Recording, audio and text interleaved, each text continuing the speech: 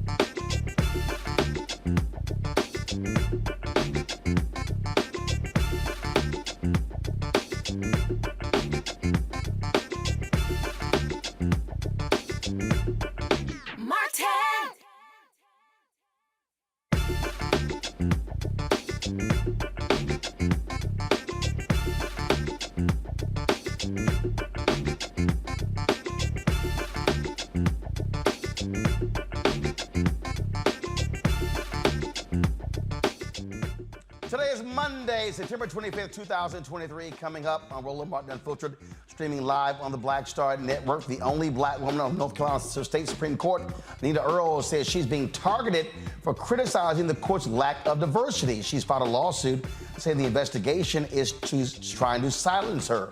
The NAACP and the Advancement Project are among some organizations showing support for her. We'll be joined by Judith Browne Dianis, Executive Director of the Advancement Project.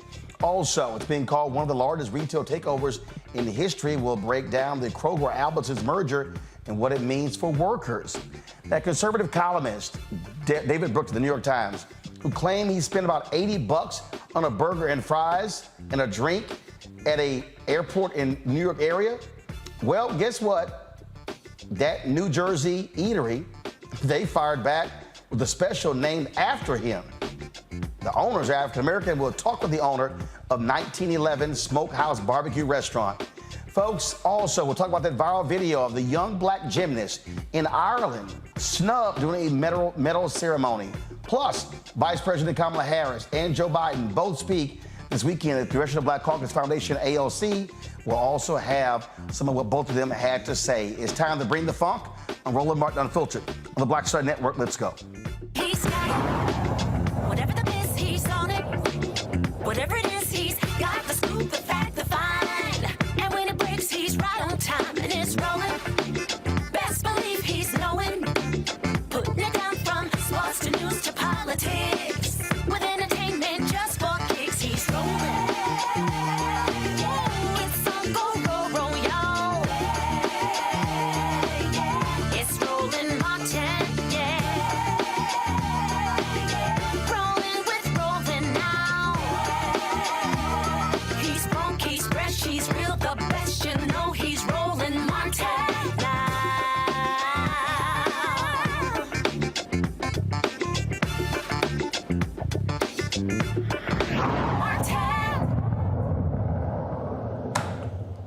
I have repeatedly told y'all how black folks are being targeted by Republicans in North Carolina, especially now that they have a veto-proof majority in the legislature.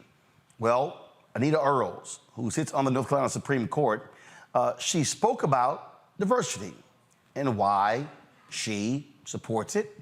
She also has been criticized talking about the racial and gender biases within the North Carolina state court system. Well, as a result, folks have been targeting her in a major way. Now, she is the only black justice on the court. Remember, Sherry Beasley was the chief justice, but she lost by 400 votes. Earls is now suing to stop an investigation of her comments, saying it violates her First Amendment rights, and claims she was accused of violating a rule for judges against impugning the integrity of the courts. The identity of the person who initiated the investigation into Earls is officially a secret. But state Democrats believe that Supreme Court Chief Justice Paul Newby, a Republican, is the one who pushed for the investigation. A coalition comprised of NAACP, the Advancement Project, and 14 other civil rights organizations are calling on the North Carolina Judicial Standards Commission to drop its investigation into Justice Earls and instead turn its attention to addressing the critical issues she raised about racial bias and the lack of representation within the state's court system. Judith Browne Dianis, Executive Director of the Advancement Project National Office, joining me now from D.C. Judith, glad to have you here. What this simply is, and I keep saying this, is a continued assault on black people by white conservative Republicans in North Carolina. That's right. I mean, this is nothing new, right? And this is, again, someone who, a black woman, she's the third black woman in the 205 years that court has existed, who is a civil rights lawyer. And when I say civil rights lawyer, this sister's like, her work runs deep. She's the person who did redistricting cases as a lawyer in the state of North Carolina. She worked at the Department of Justice, Civil Rights Division. She worked at the Lawyers Committee. She worked at Advancement Project. So she started a civil rights organization the Southern Coalition for Social Justice in the state of North Carolina. And so they know what they're up against. They're up against a woman who was elected to sit on the Supreme Court and who is has justice in her heart and is not going to sit back and let that court be a court for whites only. And so they're going after her because they know she's the progressive on the court. Well, what this also, again, is for them the cementing of power. And this Chief Justice, this white conservative male, he was actually pissed when Chair Beasley was chosen. He felt he should have gotten the job. And that's why he ran against her. And then, of course, he beat her. Democrats could have had a 6-1 majority on the court. He beats her. It's 4-3 in 2022. They run again. Democrat loses, and then the court flips. And then they immediately begin to, they actually overturn 3 decisions at the previous Democratic court made. And so this is about flexing political power. That's right. That point alone is crazy. Like, I've been practicing law for a few years. I won't say how many decades, but like the idea that you get a new Chief Justice and they're going to rehear cases that they have already decided, right? And they picked particular cases. They picked cases that were political issues, right? They want to hear about abortion again. They want to hear about redistricting again. So this is a political move. And we need to put this in perspective, right? Which is, there's a larger, which you have called out, right? Is the power grab that is happening, right? So this is happening in the courts. It's happening in the state legislatures, that we can elect people of our choice. We can get them seated. They can make policy decisions and court decisions that they should be making in the name of justice. And instead, what happens is these Republicans come in and they do a power grab and they say, you know what? So what, you elected those people? We don't care. We're going to overrule that. We're going to take up this law. We're going to get rid of that law with preemption, et cetera. And so we need to understand that this power grab that is happening is real, and it is happening in every branch of government. And North Carolina and Florida are places that are ground zero on these issues. This is the thing that what I keep saying to black voters in North Carolina. You can't sit at home. That's right. You've got a deranged lieutenant governor who's black, a Republican. Crazy people will say his ass crazy, okay? Mm-hmm. You've got these Republicans in the legislature doing all they can to screw over black people as well.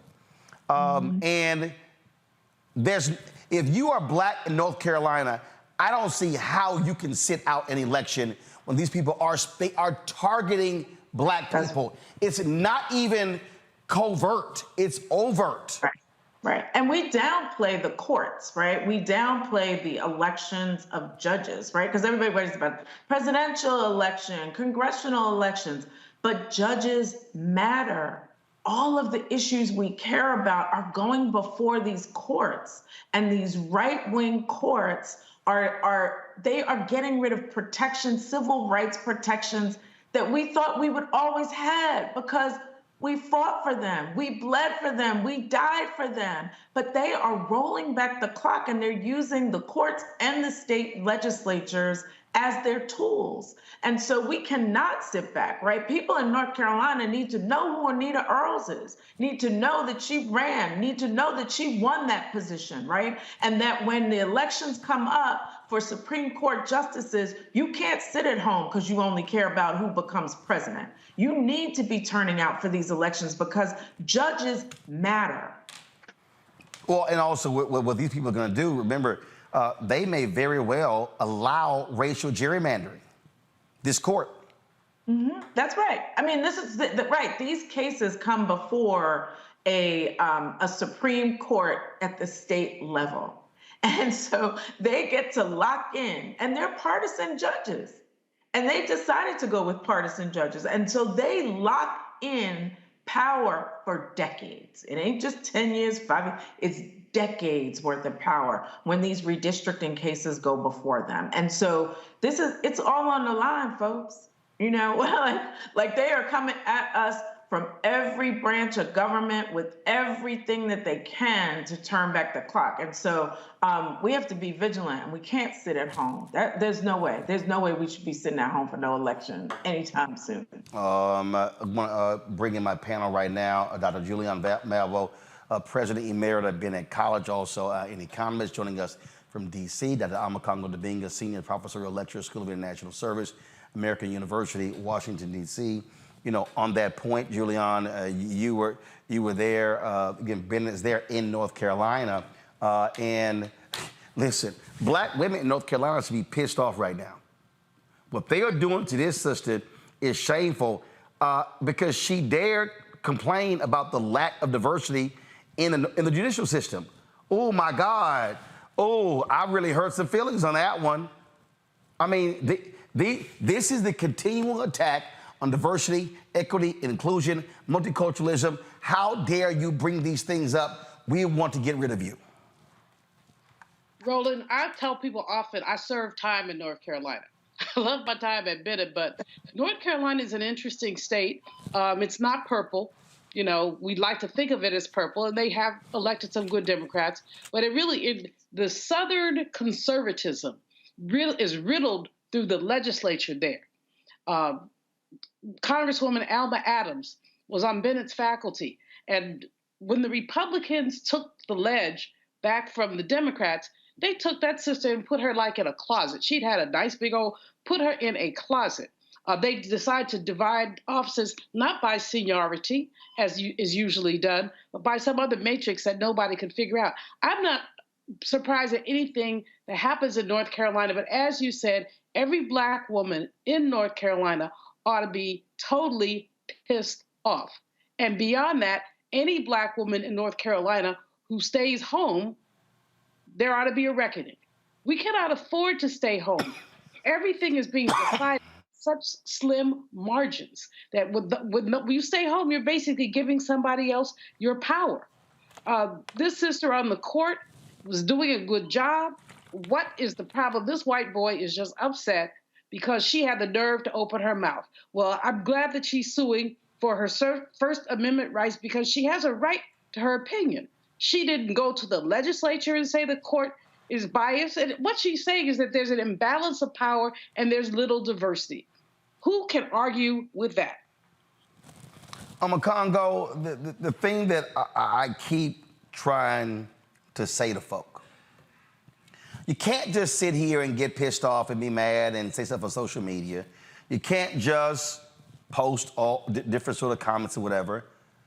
The way to beat them is at the ballot box. And when you look at the numbers, I mean, bottom line is, if black folks had turned out, and frankly, Sheriff Beasley had not listened to her white consultants, okay, she could be the United States Senator. And so this is how you beat them. You defeat them at the ballot box.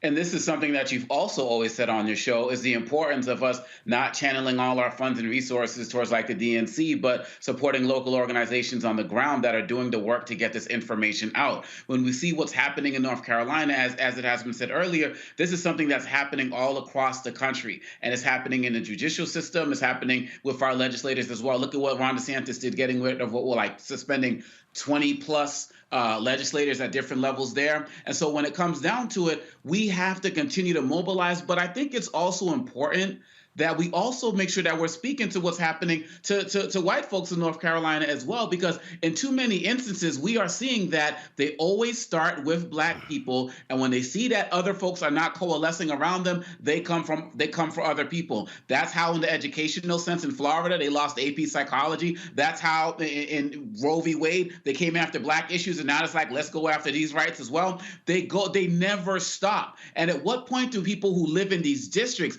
who realize that these judges, these senators, these Congress people, they're not serving them anything. They're not doing anything to build their own communities. They only believe in the politics of power, and they're not doing anything empowering for their constituents. And if just being able to silence black people is enough for these folks, then that's all they're going to take. And so I really think at the end of the day, the fact that you're bringing this up, I don't hear anybody in all of these other news networks talking about North Carolina. But the last thing I will say is that these guys are all following Trump's example. Trump has made it clear that if he comes back in, he is going to be an autocrat. And people are feeling at every level they can start doing the same thing and start talking the same talk because they know they got somebody at the top who's going to support them. And we have to counter that as well.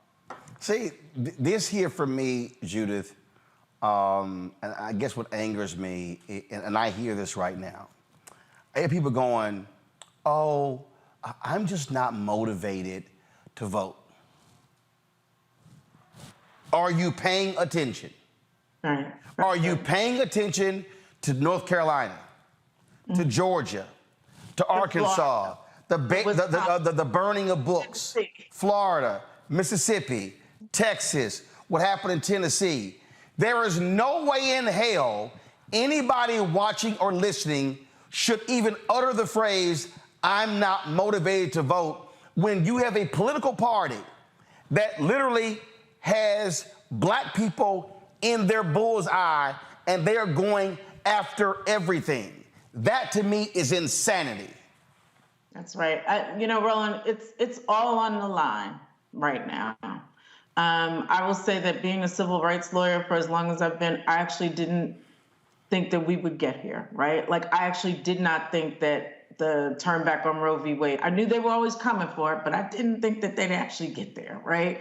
The rollbacks on affirmative action, the anti-woke movement, the book bans, it's all on the table. Right? It is the erasure of Black people and our history. It is the erasure and attacks on LGBTQ family members. It is the degradation of our very existence. They are coming for us. And if we don't understand that, because they understand what the change in demographics of America means for them, that those who are in power feel like we are losing power. And so they got to step up and take everything from us. And so this is our moment to either be complicit by sitting home or to step up and be involved. And that does mean working with groups on the ground. Like, I want to shout out the North Carolina Black Alliance, who the national organizations are working with, or if it's working with the national organizations. We don't have time to sit home, people. This is not the moment. The rising crime narrative, who are they coming for? Who are they saying are the criminals? Our children, who they're saying again are super predators. So they're after us. And so we've got to be ready to stand up, to fight, to go to the ballot box. But remember that it doesn't end on election day, that our work has got to be 365. So here's why I will have to take exception, Judith. They told you they were coming after Roe v. Wade. I know, but I'm just saying I didn't think. I did. Listen, when they tell you we doing something, I'm like, believe them, which means... And they have the money, Roland. This is the other thing, is that they have the money, right? So what happened, Roe v. Wade wasn't overturned because of one case. Affirmative action wasn't overturned because of one case. But they have strategically chipped away year after year at these protections. The Voting Rights Act, year after year, they've brought redistricting cases. And so this is a CO conspiracy, people, right? This is intentional. They have the money. The Ed Blums of the world, who are attacking affirmative action on every level, they have the money and they have had a plan that they have been executing for decades. And so I was in La La Land, but I know that this is happening and that we don't have a choice. We have to turn out and that we have to be engaged. Hey, they're coming. And so anybody out there watching or listening, if Trump wins, they regain the Senate, I don't want to hear nobody black and nobody not black say, I didn't think they were going to go this far. You got Trump out here talking about executing General Milley and targeting the media as well. I believe every crazy thing his ass says, the Republicans will actually let him do it because they crave power. Judith, we appreciate it. Thanks a lot. Thank you. All right, folks, gonna go to break. We come back. More on Roland Martin Unfiltered on the Black Star Network. Don't forget, we're going to hear from Vice President Kamala Harris, President Joe Biden, speaking to the Congressional Black Caucus Foundation, AOC, on Saturday night. Also, David Brooks got busted in a lie criticizing the prices at a airport restaurant when he really was down on a bunch of drinks. And then going to try to sit here and try to dance out of it. Come on, man. Stop tripping. You're watching Roland Martin Unfiltered on the Black Star Network. Back in a moment. Hatred on the streets, a horrific scene, a white nationalist rally that descended into deadly violence. White people are losing their damn minds. As an angry pro-Trump mob storms the U.S. Capitol, we're about to see the rise of what I call white minority resistance. We have seen white folks in this country who simply cannot tolerate black folks voting. I think what we're seeing is the inevitable result of violent denial. This is part of American history. Every time that people of color have made progress, whether real or symbolic, there has been what Carol Anderson at Emory University calls white rage as a backlash. This is the rise of the Proud Boys and the Boogaloo Boys. America, there's going to be more of this. Here's all the Proud Boys, guys. This country is getting increasingly racist in its behaviors and its attitudes because of the fear of white people. The fear that they're taking our jobs, they're taking our resources, they're taking our women. This is white fear.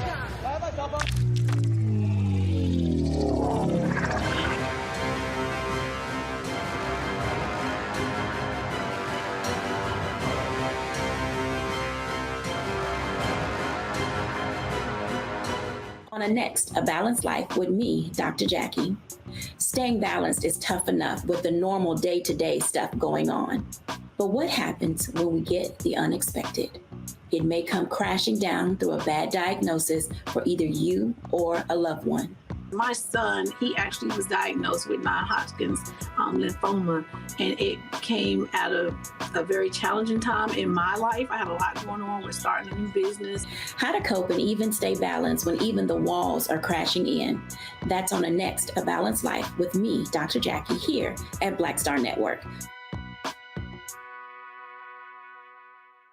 Hey, what's up? It's Sammy Roman. Hey, it's John Murray, the executive producer of the new Sherry Shepherd Talk Show. It's me, Sherry Shepherd, and you know what you're watching, Roland Martin Unfiltered.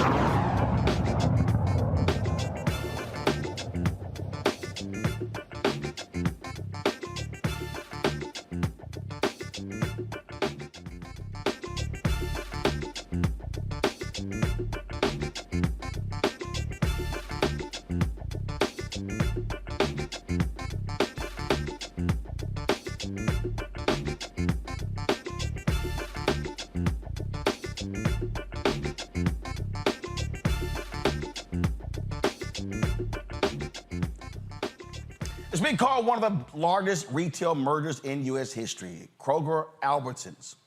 It would give Kroger almost 5,000 stores nationwide with 700,000 workers before an undetermined number of store divestitures. Morgan Harper is with the American Economic Liberties Project. Joins me now from Columbus, Ohio, to discuss this. Okay, so Morgan, look, we've seen these mergers before. We've seen these companies do these things before. And what tends to happen is, a lot of times is layoffs, store closures. The grocery business is not a high profit margin business. Typically operates on 1% to 2% profit margins. And so what will this merger first mean for customers, food prices, and then employees?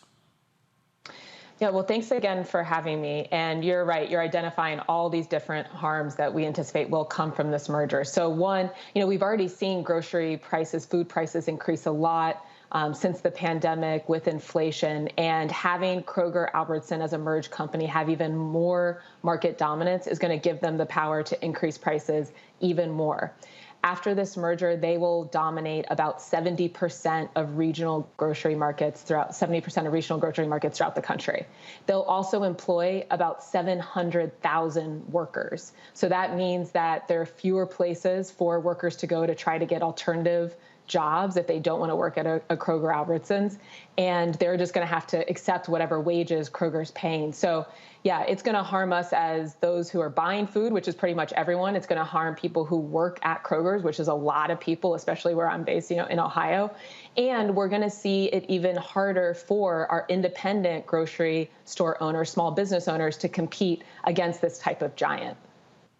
So it's interesting. I was sitting here reading this particular story here on Yahoo Finance. I'm going to show it in a second, where the author contends, go to my iPad, please. It says, why Kroger-Albertsons need to merge immediately to compete with Walmart. So when you hear that, when you hear this notion that, well, you got to have competition and this is the way to compete with Walmart, what do you say? It's just wrong. And actually, how do we know? Because when a lot of our antitrust laws were passed about 100 years ago, we were in a similar type of market environment where we saw all these giants that were trying to control everything, control small business owners, consumers, workers. And Congress responded by passing our antitrust laws. Congress said, hey, the American economy doesn't benefit from just having a couple of giants. The American economy benefits when we have a diverse landscape of the economy in each market area. So in this case, smaller grocers, independent grocers, medium-sized grocers, in addition to some of these giants.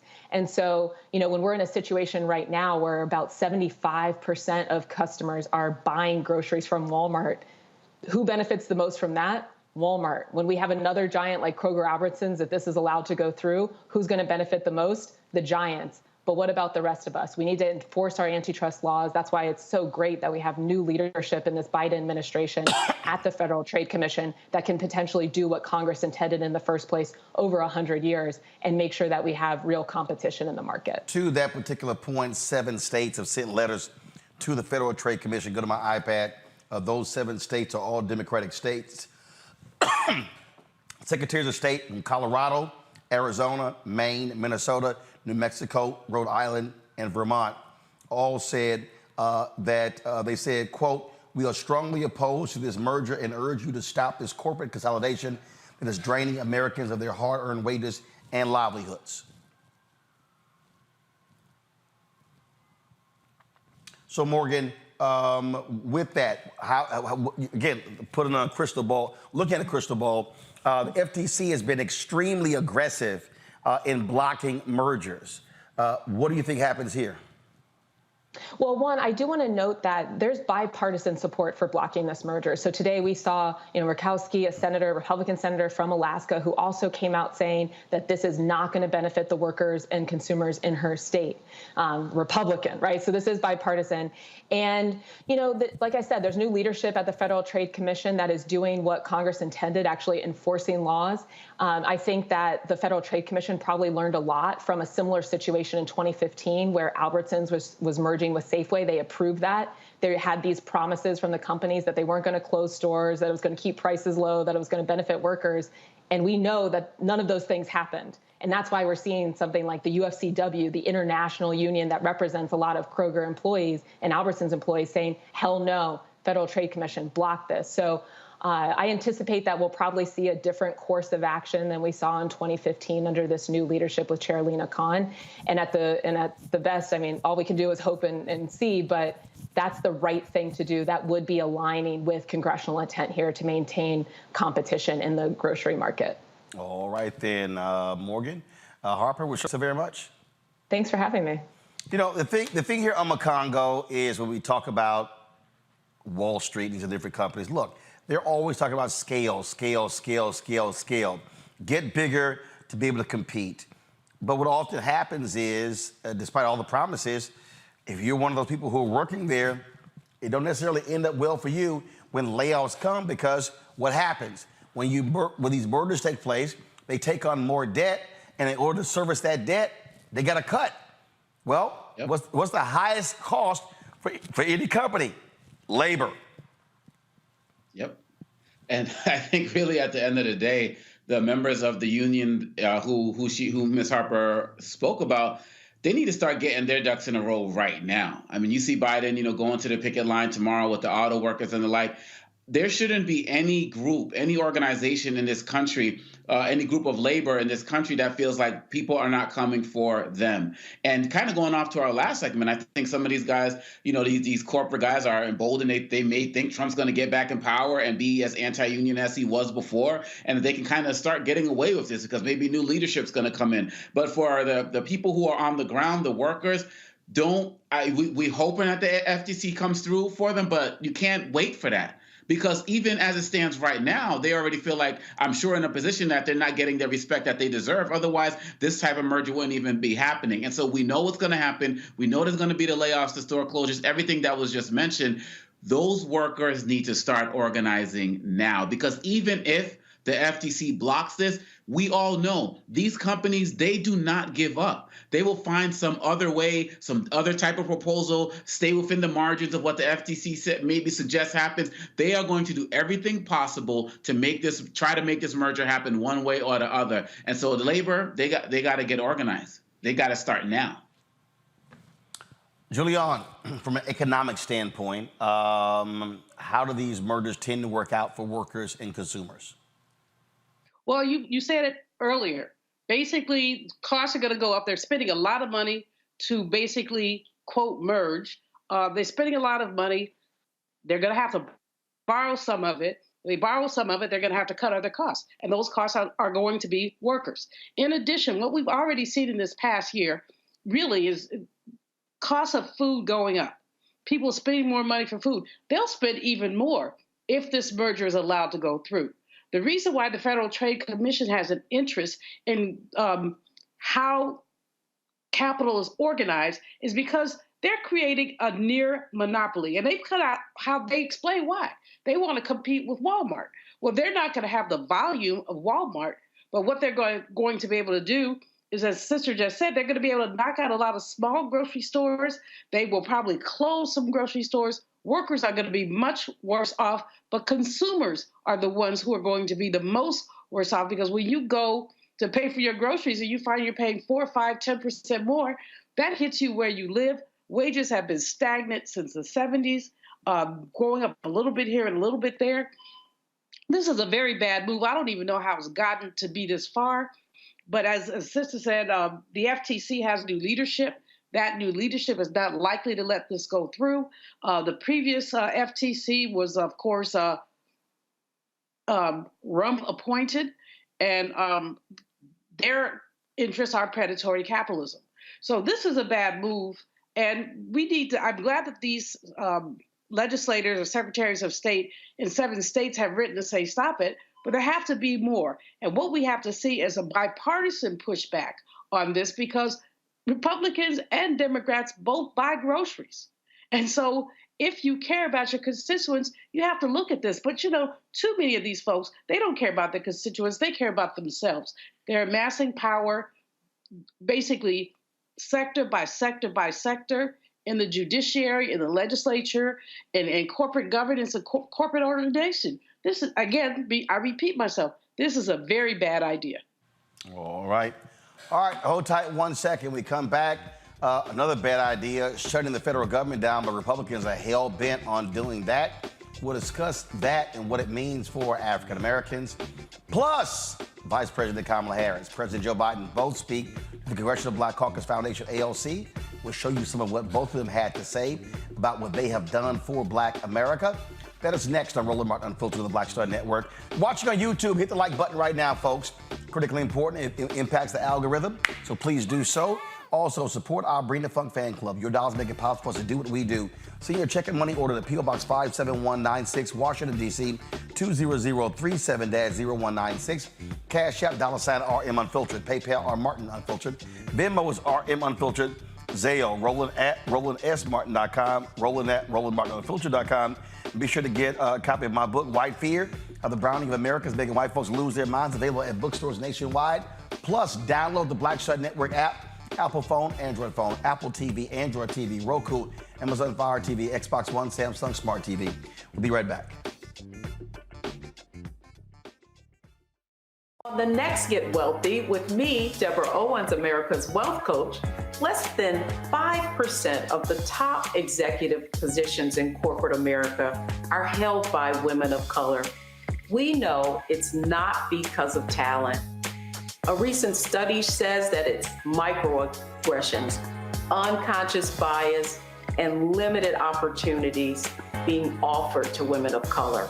On our next show, we're going to get incredible advice from Francine Parham, who's recently written a book sharing exactly what you need to do to make it up into the management ranks and get the earnings that you deserve. I made a point to sit down and I made a point to talk to people. And I made a point to be very purposeful and thought-provoking when I spoke to them. That's right here on Get Wealthy, only on Black Star Network. Next on the Black Table with me, Greg Carr. Democracy in the United States is under siege. On this list of bad actors, it's easy to point out the Donald Trumps, the Marjorie Taylor Greenes, or even the United States Supreme Court as the primary villains. But as David Pepper, author, scholar, and former politician himself says, there's another factor that trumps them all and resides much closer to many of our homes. His book is Laboratories of Autocracy, a wake-up call from behind the lines.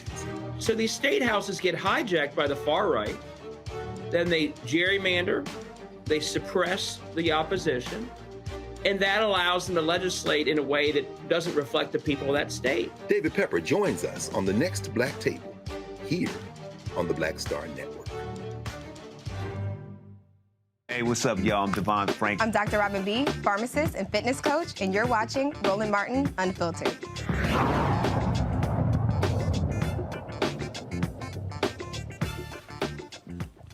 All right, folks, Tuesday. Guess what? The idiots are back in town. All right, we're 6 days from possible government showdown, and normally members of Congress come back on Tuesday, and so that means the crazy right-wingers are back as well. They're going to vote on a series of year-long spending bills.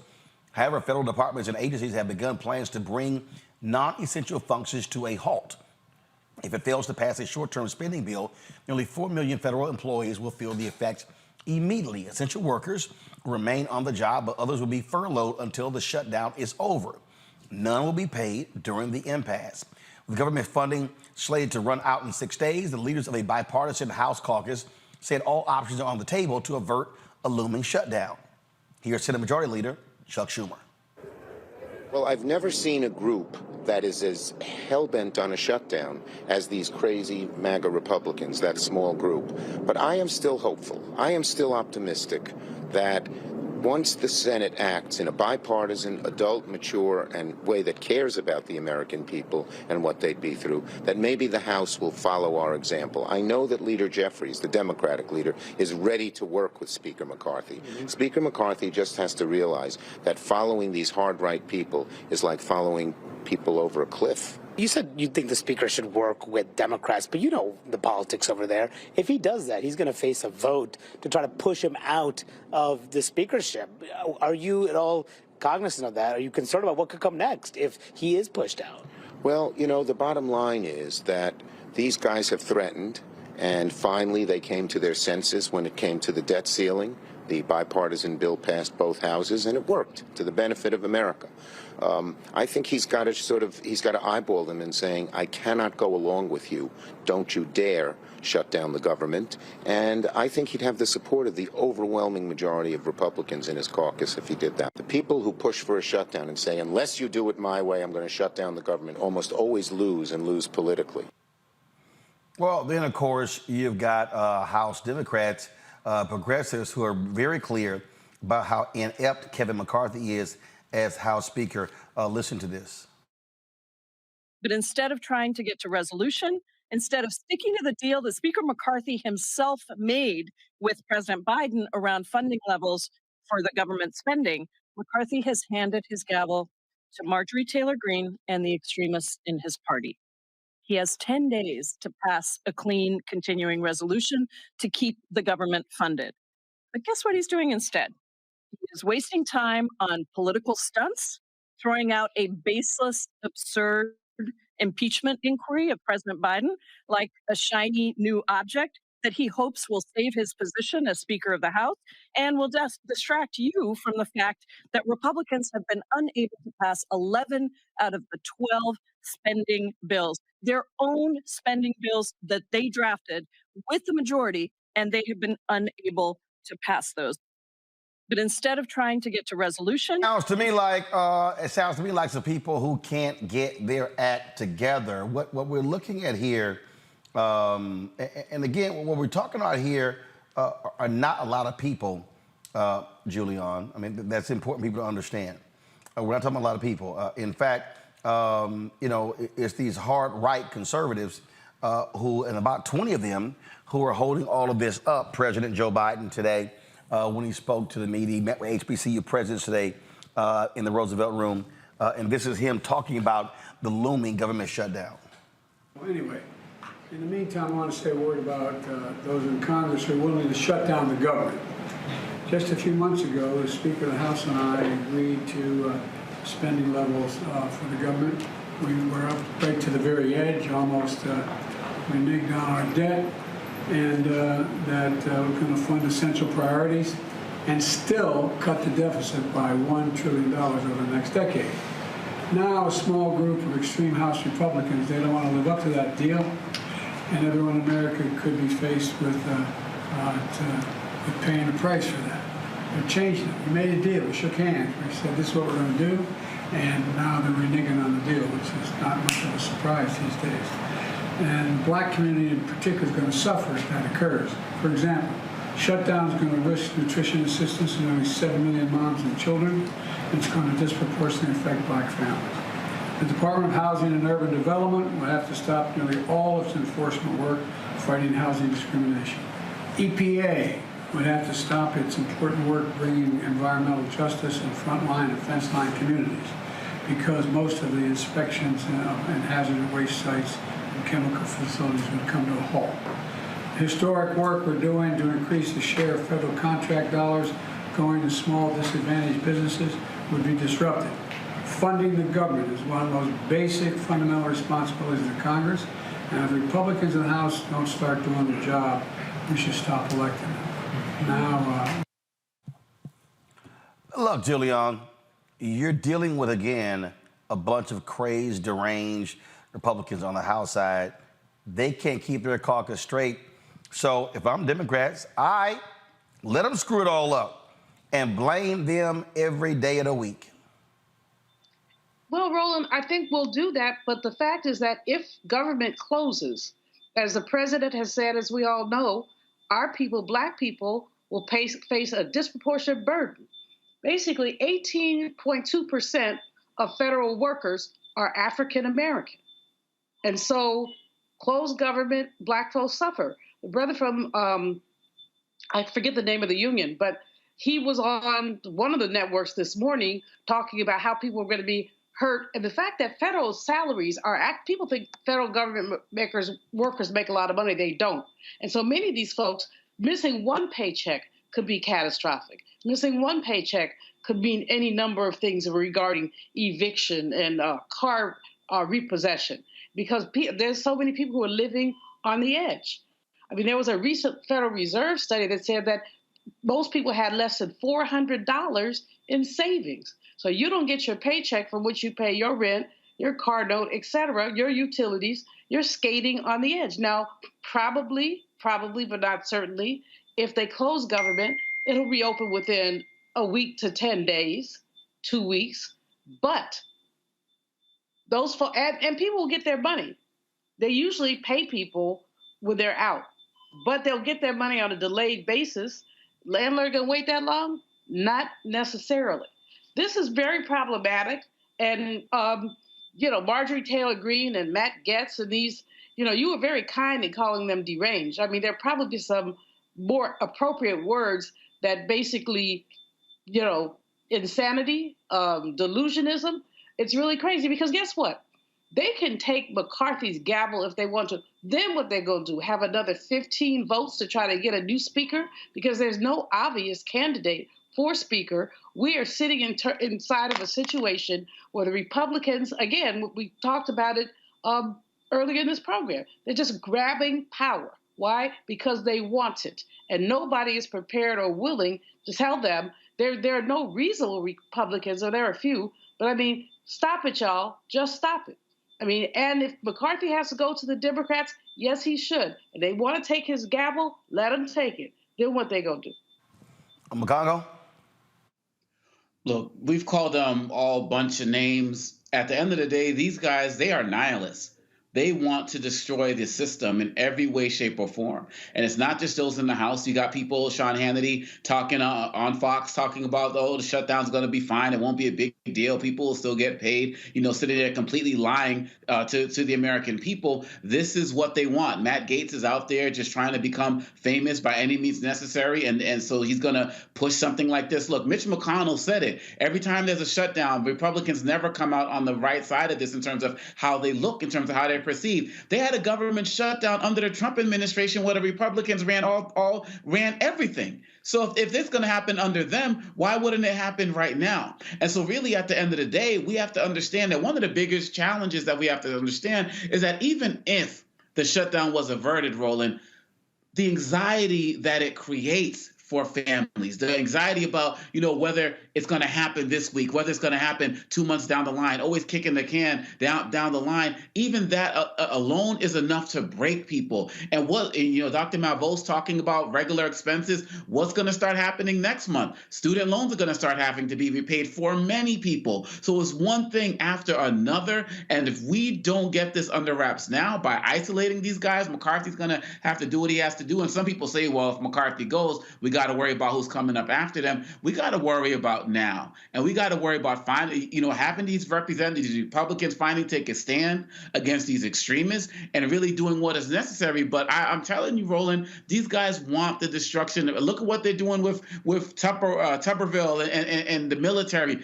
They want to dismantle every aspect of government because they want to see its destruction. This is a continuation of the insurrection.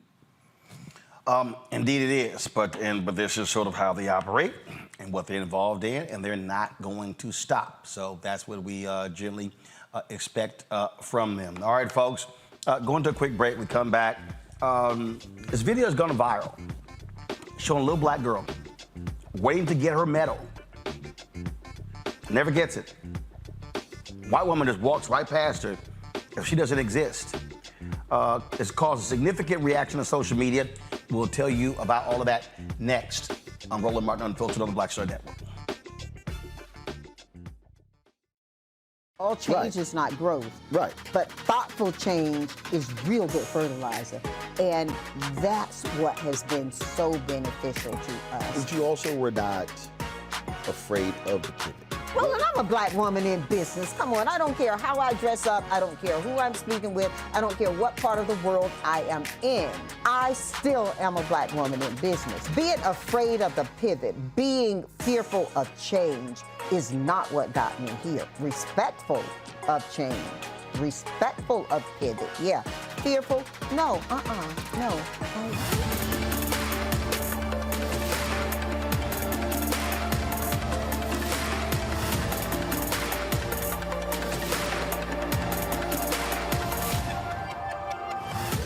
Next on The Frequency with me, Dee Barnes, the amazing Drew Dixon. She gives us the details behind the HBO documentary that shed light on the alleged sexual assaults by Russell Simmons. And we're talking about the Netflix documentary, Ladies First, right here on The Frequency on the Black Star Network. When you talk about blackness and what happens in black culture, we're about covering these things that matter to us, speaking to our issues and concerns. This is a genuine people-powered movement. There's a lot of stuff that we're not getting. You get it, and you spread the word. We wish to plead our own cause. Too long have others spoken for us. We cannot tell our own story if we can't pay for it. This is about covering us. Invest in black-owned media. Your dollars matter. We don't have to keep asking them to cover our stuff. So please support us in what we do, folks. We want to hit 2,000 people, $50 this month, raise $100,000. We're behind $100,000, so we want to hit that. Y'all money makes this possible. Check some money orders. Go to P.O. Box 57196, Washington, D.C. 20037-0196. The Cash App is $RM Unfiltered. PayPal is R Martin Unfiltered. Venmo is RM Unfiltered. Zelle is roland@rolandsmartin.com. Hey, what's up? Geek Tony in the place to be. Got Cake Touch Your Mama's University, creator and executive producer of Fat Tuesdays, the air hip-hop comedy. But right now, I'm rolling with Roland Martin, unfiltered, uncut, unplugged, and undamn believable. You hear me?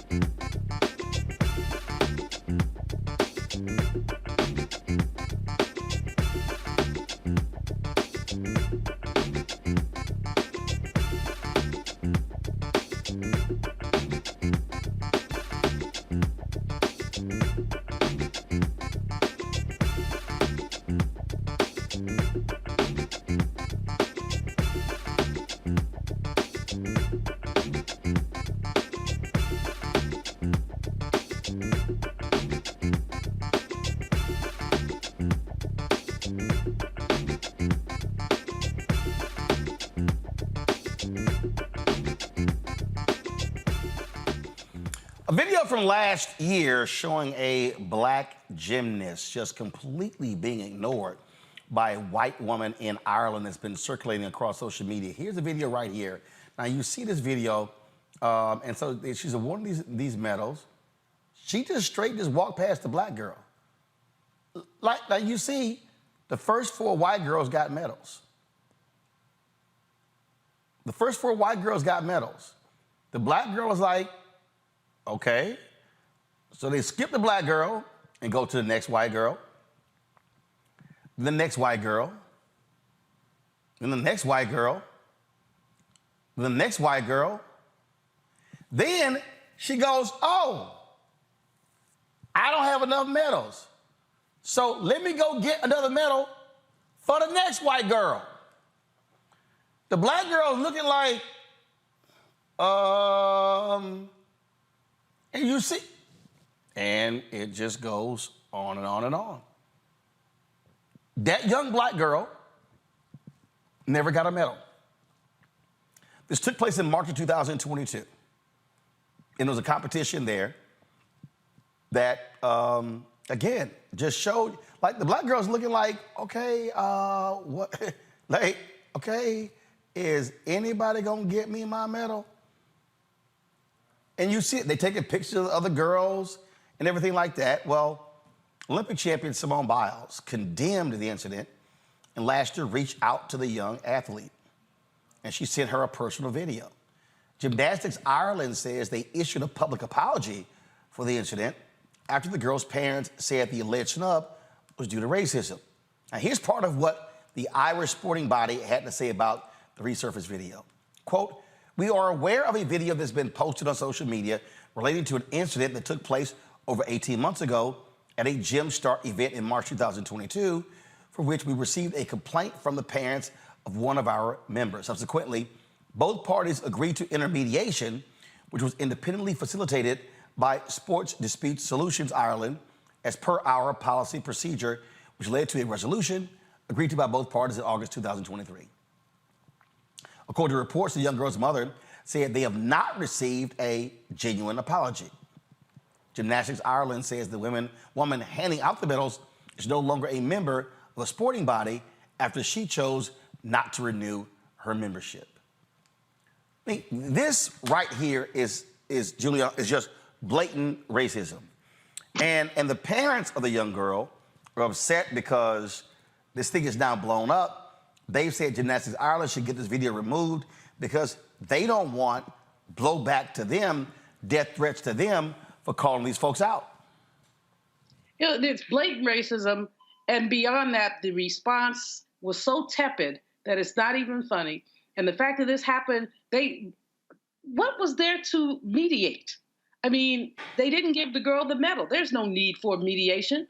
And that just took 18 months then to resolve this nonsense. And in resolving it, I saw the so-called apology.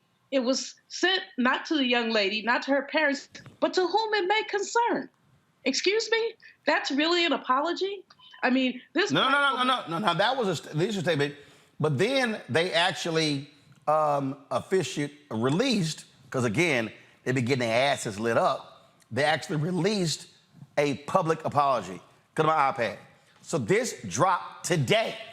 Again, 18 months later, they go, on behalf of the board and staff of Gymnastics Ireland, we would like to unreservedly apologize to the gymnast and her family for the upset that has been caused by the incident at the Gym Start event in March 2022. What happened on the day should not have happened, and for that we are deeply sorry. We're also sorry that what has happened since that date has caused further upset. Please know that at all times we have been acting in good faith and with the best of intentions in trying to resolve this very difficult and sensitive matter.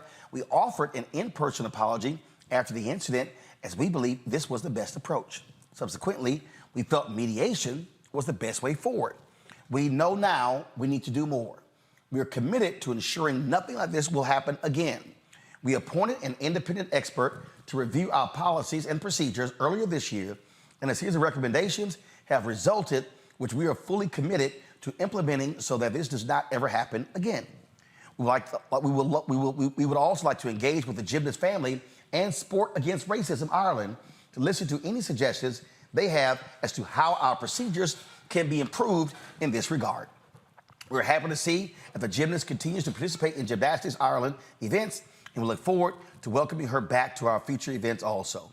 Finally, we would like to make it absolutely clear that Gymnastics Ireland condemns any form of racism whatsoever.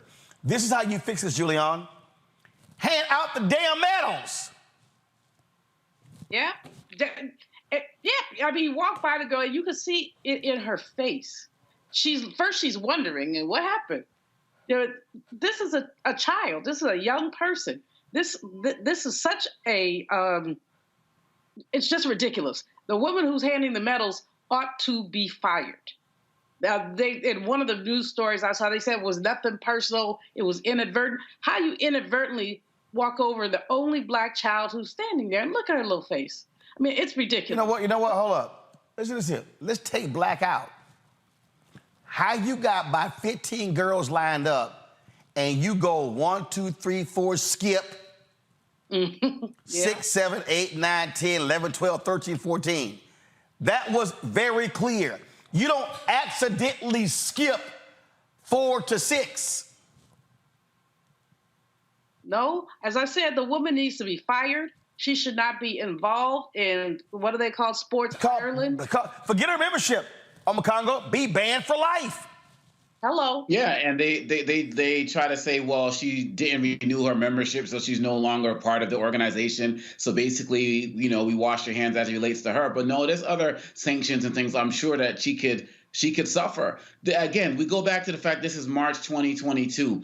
In one of my chapters in my book, Lies About Black People, I talk about how racism is global and anti-blackness is global. And this is just another example of that. The fact that this is only getting attention now because it's gone viral speaks to where Gymnastics Ireland has been and probably will be once this video stops becoming a story. And to see, her look, the look on her face, to see all the people around her who also aren't saying anything, photographer sitting there taking pictures, hey, you forgot to put that medal on. So, no one is sticking up for this girl in this particular moment. And as beautiful as it is that, Simone Biles, reached out to the family and is speaking up and is condemning it, that's not where we should be stopping. Where's the International Gymnastics Association or whoever is over these types of things? They should be penalizing this organization for not taking real effective action. Because we see in these incidents, whether we're talking about kids coming to school and getting in-school suspension because their hair's too long, allegedly, or whether we're seeing kids get reprimanded for, that their hair's not looking right at a game, or they're not. All of these issues are traumatizing, and kids never forget these situations. And now this is going to be a global situation, and no one has had to pay any real consequences for this. And like you said in the beginning of the segment, we got to be concerned for the family, because it's not like they're in Brooklyn where they could still, get some threats, of course. It's not like they're in Houston where they could still get some threats. They're in Leinster, Ireland. You know what I mean? And so people will come at them. People will try to find their social media and other places. And so they're going to need some forms of protection. And I understand the family wanted to make sure that, they're protected. But at the end of the day, if people took a stand back then, we wouldn't be in this situation now. So shame on that organization. And I hope that if the girl is still competing in gymnastics, she's found some other type of outlet, because they didn't say she's still competing with us. They just said she's still competing. But that whole family deserved better, and the whole association let them down. And let's be real clear, the reason any of this happened is because Simone Biles made that comment. First of all, the story was done in The Guardian. Go to my iPad. This is what the family said. And this story, this dropped, looking for a few days ago. It says, Gymnastics Ireland suppressed a personal apology letter. No, wrong. I don't want to pull that up yet. Let's see here. Let's see here. I'm gonna pull up this story here. Don't want to pull that up. I'm gonna pull this story here up. All right. Let's see if we have it here. Story's not showing up. But the mother of the girl said that Gymnastics Ireland officials declined to attend mediation, effectively casting the incident from March 2022 as a purely personal dispute between the family and one woman. The governing body did not make any commitment in public statements to investigate the incident, implementing anti-racism policies to improve protection for athletes of color. For 18 months, it did not apologize to the family. Quote, it's unbelievable that you treat a little girl this way. It's a systemic problem, because when you don't speak out, the message is that you are happy for it to go on. And here's the whole deal. If it wasn't for and so when the video went viral, folks, this is what happened here. Somebody posted, I would love to see Simone Biles reach out to this girl if she's able. Biles said, when this video was circulating, her parents reached out. It broke my heart to see, so I sent her a little video. There's no room for racism in any sport or at all. And guess what? It was Simone Biles' tweet that caused these folks to issue an apology today. They had no intention. She embarrassed them into a public apology. Mm-hmm. That's what she did. 3 days later, 3 days after that statement on the 22nd from Simone Biles, that statement came. And so really, when it comes down to it, these are situations, this is a public and international story, but these types of situations are happening every single day to our children. They're being minimized and marginalized and having these experiences that are going to stay with them. And we have to make sure that we're always calling it out, because if we don't, like you said, nothing would have happened if it wasn't for Simone speaking on this. All right, so we come back Julianne, real quick. I just said at 18 months. I mean, this happened in March of 22. So the 18 months is as egregious as everything. They were happy to let this go down, except for the fact that Simone Biles spoke up. They were happy to brush this under the rug, and that we wear the mask that grins and lies. It's just so egregious. Indeed. All right, folks, we come back. Another story where social media was at play, and the person who started it, his ass was lying and got busted. I'm talking about New York Times conservative columnist David Brooks, when he had a few words to say about a burger and fries and a drink costing $78. Man, did he get lit up by social media. And we have the owner of that restaurant next on Roland Martin Unfiltered on the Black Star Network.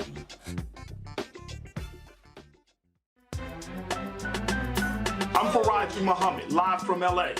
And this is The Culture. The Culture is a two-way conversation. You and me. We talk about the stories, politics, the good, the bad, and the downright ugly. So join our community every day at 3 p.m. Eastern and let your voice be heard. Hey, we're all in this together. So let's talk about it and see what kind of trouble we can get into. It's The Culture. Weekdays at 3, only on the Black Star Network. Next on the Black Table with me, Greg Carr. Democracy in the United States is under siege.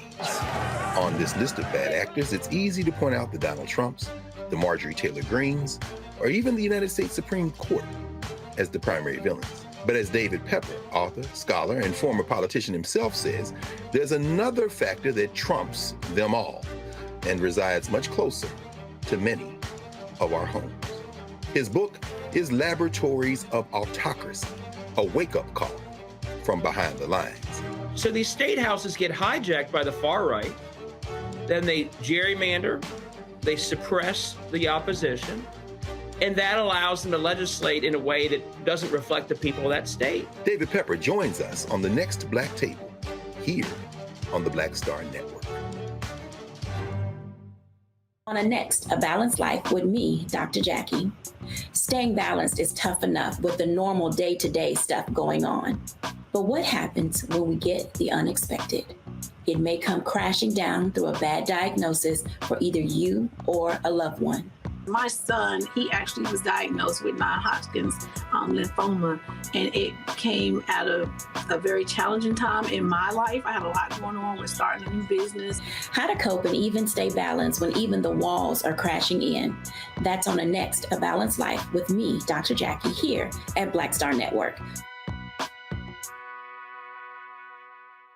Hello, we're the Critter Fixers. I'm Dr. Bernard Hodges. And I'm Dr. Terrence Ferguson. And you're tuned in to Roland Martin Unfiltered.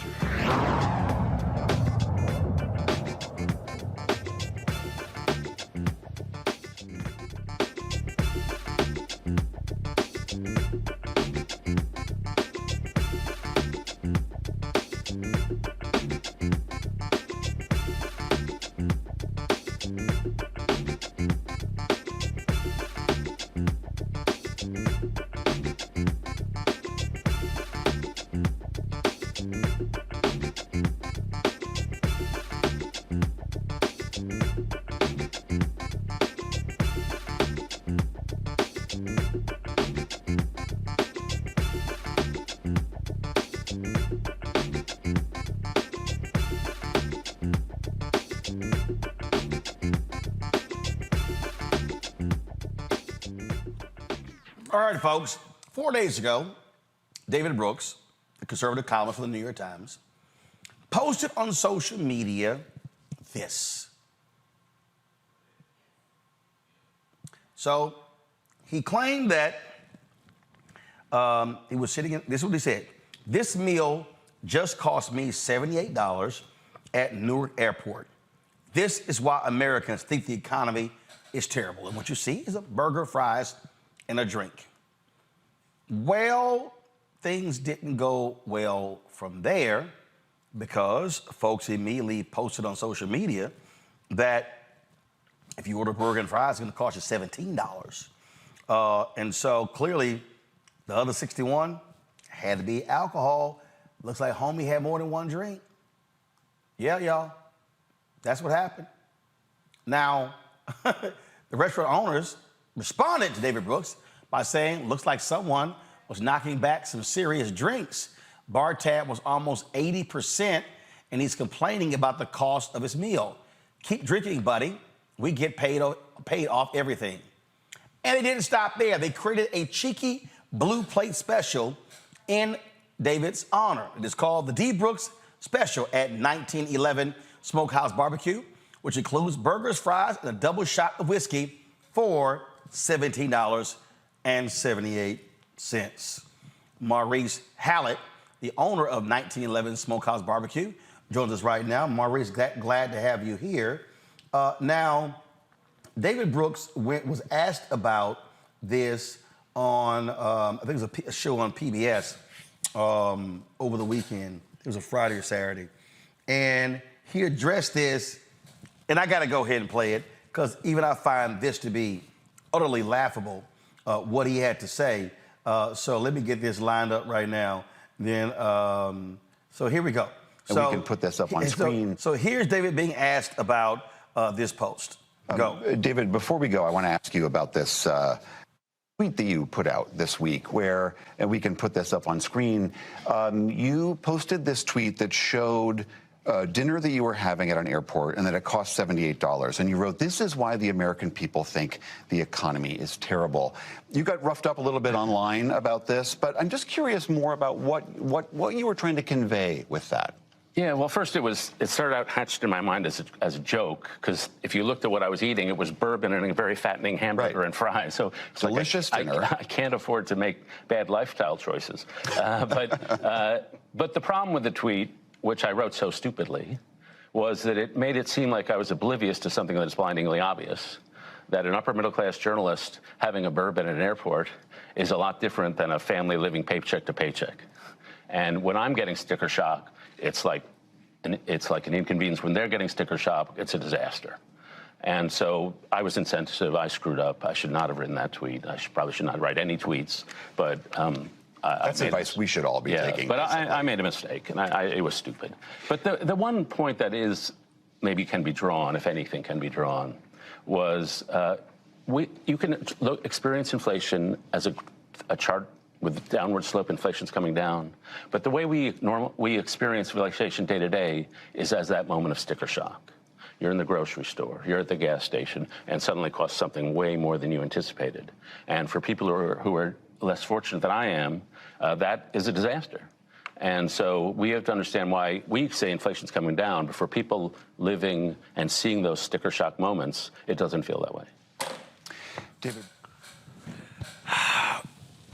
Okay, Maurice, how shall I begin this? That answer was absolutely bullshit. Dude, not, oh, I shouldn't have wrote it, I was being snarky. No, you lied. He literally lied. What he should have said was, you know what? The burger and fries was $17, and I actually ordered 3 drinks. And the drinks are like $20 each. No, you lied. And so don't give me this, the lesson learned. He lied about the cost of the meal at your restaurant. Yes, he did. And he gave a half apology. Anytime you apologize and you throw in a but, that negates the apology. But that wasn't even an apology, though. Because it was, well, sure, let me explain my way out of this, and, well, it was this. Like, at no point did he come clean and say, you know what? I ordered a burger and a fries and a drink. And that anchor was horrible.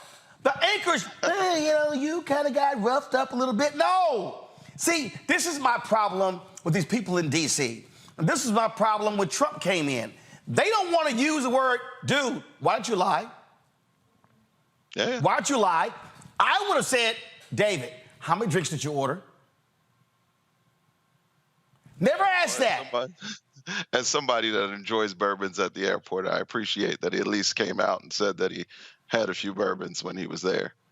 So this thing blows up. And just, what is your immediate reaction when you see this photo and people going like, oh my God, you guys are charging $78 for a burger, fries, and a drink? Yeah, I've actually had a couple negative reviews based on someone thinking that I was charging $78 for a burger. But luckily, the 40+ million people that saw it, the majority of them realized that there was a lot of drinking that was involved. And the burger and fries was $17. And so this special y'all created, so what happened there? Did y'all sit back and go, how can we go ahead and maximize this moment? Exactly. We already have what we call a C-Rock special, which is homage to one of Chris Rock's first movies, I'm Gonna Get You Sucker, where he's asked for the cost of 1 rib. So I'm just like, you know what? How much I order a rib? Yeah. 1 rib. Like, let's do a D. Brooks special. We'll put it right under the C-Rock special. And it's going to be a permanent fixture on the menu. You said you got a couple of negative responses, but have you had a number of positive responses from people who felt this was an unfair attack on your restaurant? It was overwhelmingly supportive. I mean, it's been great support. I mean, the last couple of days has been amazing with all the interviews from people like yourself. It's just been amazing. So great support for the brand. And it's perfect timing because I'm opening up a new location in Willingboro, New Jersey. So you can't pay for this kind of advertising. And so have you seen an increase in sales in the last 4 days? Yes, we've definitely seen an increase in sales. I mean, there's people that are, making a point to come visit us, which is great. All right, so the restaurant is located because you're in the Newark Airport? We're in the Newark Airport, but our original restaurant is downtown historic Trenton. Okay, got it. So you have a brick and mortar in downtown Trenton, but you also have a location in the Newark Airport. Yes, and then we're opening in the next 3 to 4 weeks in Willingboro, New Jersey. Gotcha. And look, I travel all the time, and bottom line is anybody knows that stuff in the airport is expensive. I'll be honest with you, a burger and a fry. So just be clear, is the burger and the fry $17 or with the drink too? No, in my restaurant, yeah, drink is $17.78. You get a double shot of whiskey. Well, first of all, I don't drink, so that'll never happen, But here's what's crazy to me, though. I mean, that's only in Trenton and Willingboro, not at the airport. It's going to be there's fine print more at the airport.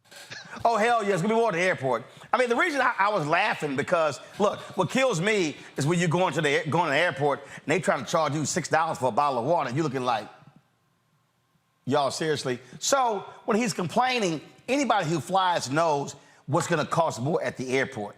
I just guess for me, it was just such a blatant lie, and now the inability to actually own up to the lie. And look, I get increasing prices and people concerned about rising inflation, but this was him trying to say, "Ooh, I'm like everybody else. No, dude, stop it." You lied, and that's my biggest problem here. David Brooks of the New York Times lied about the cost of the meal and never owned up to all that he purchased. Agreed. Question for my panel. Omakongo, you first. So I can't wait to check out one of your restaurants now, now that this is going on.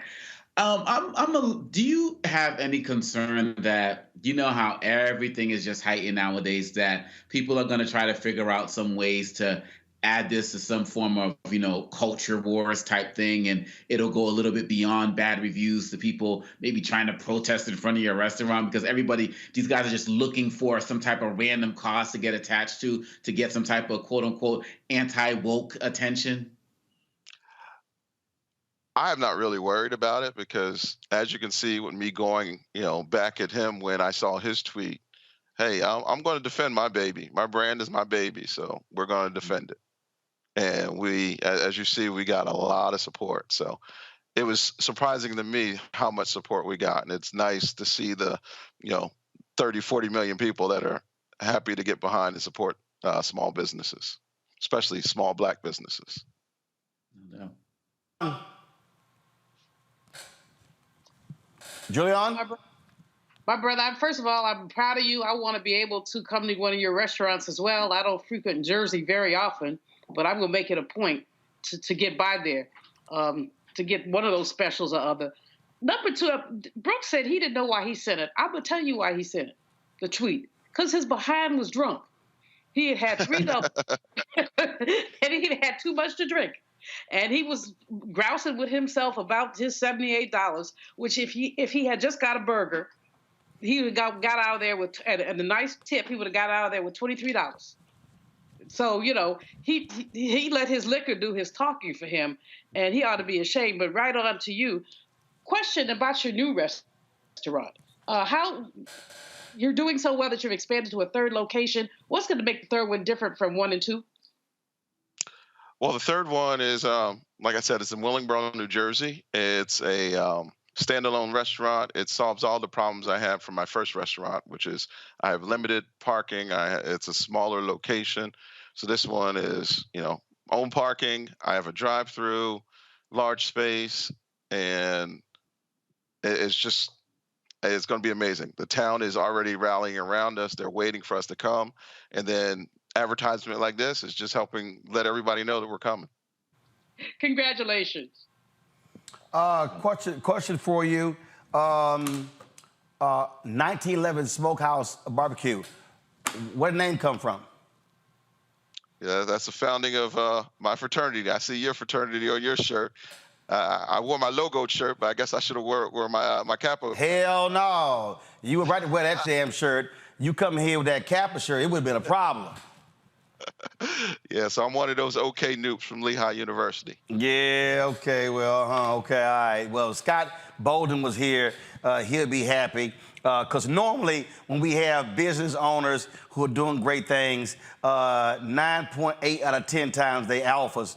But at least to see some Kappa doing something right. I'm gonna let you get away with that. This is your show. You got no choice. Plus, you know, unlike David Brooks, I ain't lying. All right. If folks, first of all, where can people reach out online if they want to get more information? Website is www.1911bbq.com. And then we're on all social medias, Instagram. And I guess I need to get a Twitter account. Yeah, dog. You need to get a Twitter, a Spill. Y'all on Instagram? We're on Instagram. Yes, we are. Right. First of all, and then also fan base. Black-owned social media app. So get fan base as well. All right, then. Maurice, good luck. And I'm sure I can't wait to see if David Brooks comes in for that D. Brooks special. I hope it does. I'll even have a bourbon with him. I appreciate it. Thanks a bunch. All right, you have a good one. All right, folks, coming back, some breaking news out of Alabama regarding the redistricting case.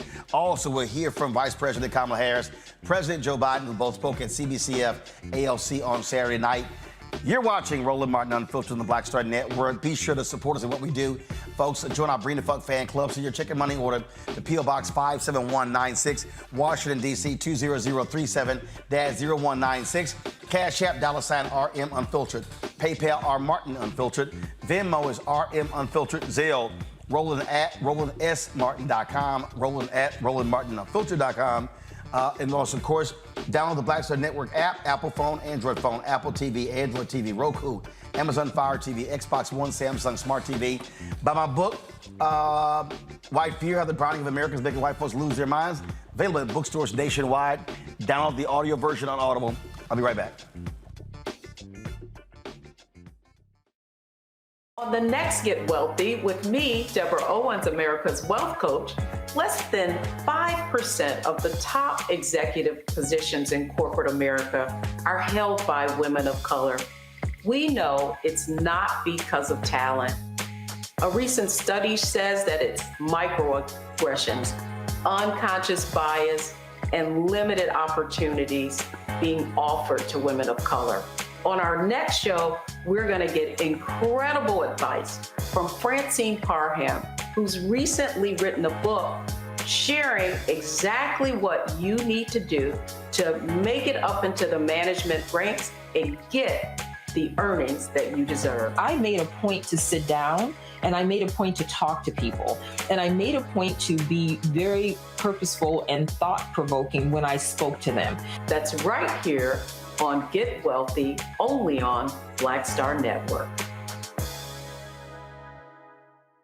When you talk about blackness and what happens in black culture, we're about covering these things that matter to us, speaking to our issues and concerns. This is a genuine people-powered movement. There's a lot of stuff that we're not getting. You get it, and you spread the word. We wish to plead our own cause. Too long have others spoken for us. We cannot tell our own story if we can't pay for it. This is about covering us. Invest in black-owned media. Your dollars matter. We don't have to keep asking them to cover our stuff. So please support us in what we do, folks. We want to hit 2,000 people, $50 this month, raise $100,000. We're behind $100,000, so we want to hit that. Y'all money makes this possible. Checks and money orders go to P.O. Box 57196, Washington, D.C. 20037-0196. The Cash App is $RM Unfiltered. PayPal is R Martin Unfiltered. Venmo is RM Unfiltered. Zelle is roland@rolandsmartin.com. Next on The Frequency with me, Dee Barnes, the amazing Drew Dixon. She gives us the details behind the HBO documentary that shed light on the alleged sexual assaults by Russell Simmons. And we're talking about the Netflix documentary, Ladies First, right here on The Frequency on the Black Star Network. Hello, I'm Paula J. Parker. Trudy Proud on the Proud Family. I am Tommy Davidson. I play Oscar on Proud Family, Louder and Proud. Hi, I'm Jo Marie Payton, voice of Sugar Mama on Disney's Louder and Prouder, Disney Plus. And I'm with Roland Martin on Unfiltered.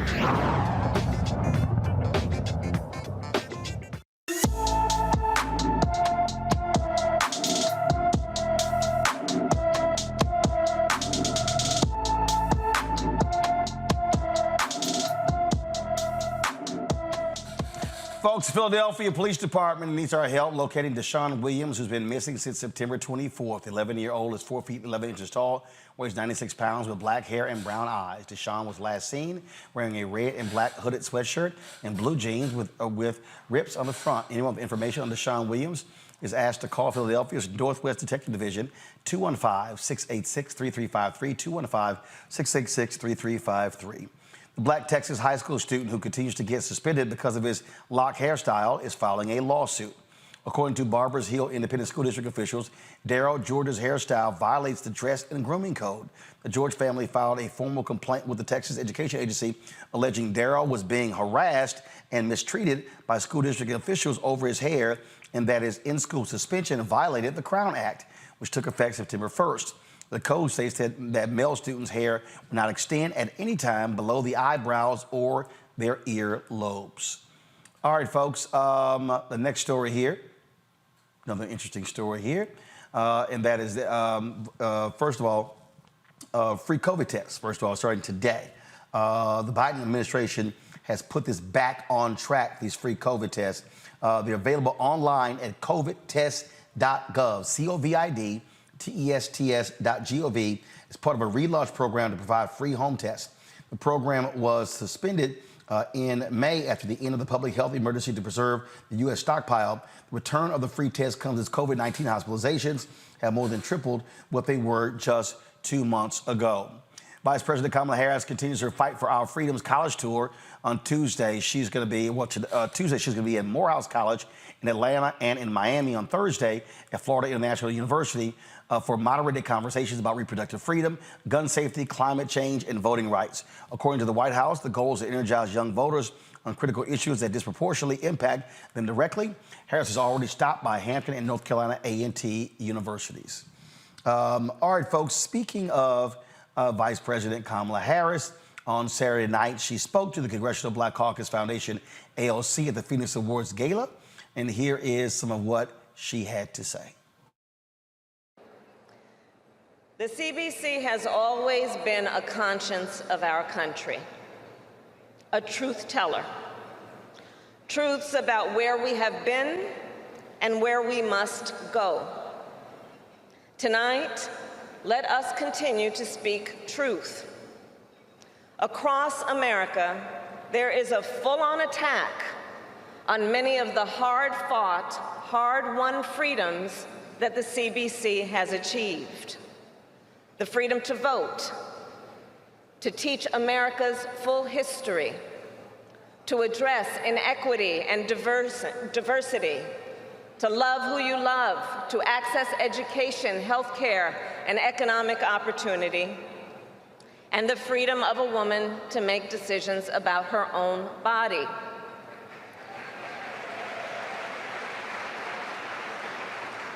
And on that last point, let us be clear. Just consider the highest court in our land, the Court of Thurgood, just took a constitutional right that had been recognized from the people of America, from the women of America.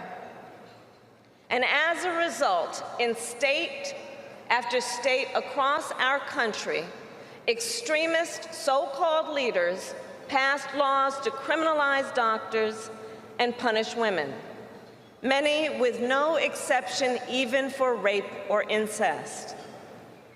And let us be clear, one does not have to abandon their faith or deeply held beliefs to agree the government should not be telling her what to do with her body.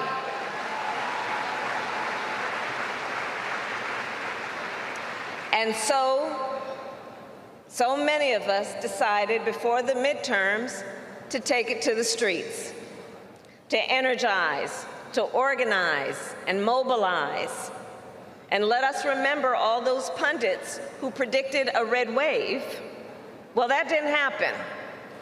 Instead, up and down the ballot, the American people elected leaders who stand for freedom and liberty, including several new members of this very caucus. Together, the CBC is helping to lead the fight for reproductive freedom, just as you continue to lead the fight for civil rights. And I do believe the right to be safe is also a civil right. Today, however, gun violence is the #1 cause of death for children in America. But instead of protecting our children, extremists obstruct. We all know the story of the Justins. Silenced microphones, expulsion from the chamber, so outrageous that the next morning I got on Air Force 2 and flew down to Nashville, where I saw thousands of young leaders with the courage, determination, and moral clarity to demand action. Demanding, as we all do, red flag laws, universal background checks, and a renewal of the assault weapons ban. And CBC, please let us just take a moment to call out the hypocrisy that while we try to ban assault weapons, they try to ban books. We want to keep guns out of schools. They want to keep books out of schools. And it does not stop there. In Florida, they intend to tell our children that enslaved people benefited from slavery, and then proposed a debate on this point. Well, I said when I went down to Florida, there is no round table, no lecture, no invitation we will accept to debate an undeniable fact: there were no redeeming qualities to slavery.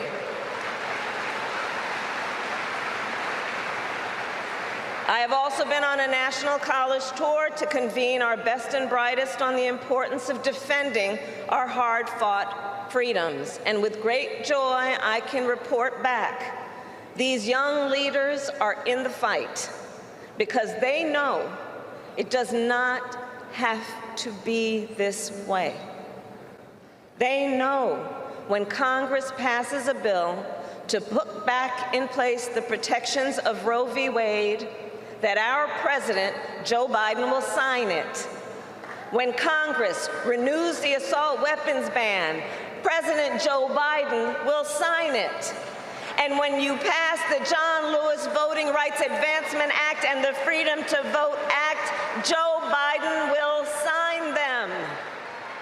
Speaking of President Joe Biden, we'll hear what he had to say next, right here on Roland Martin Unfiltered on the Black Star Network.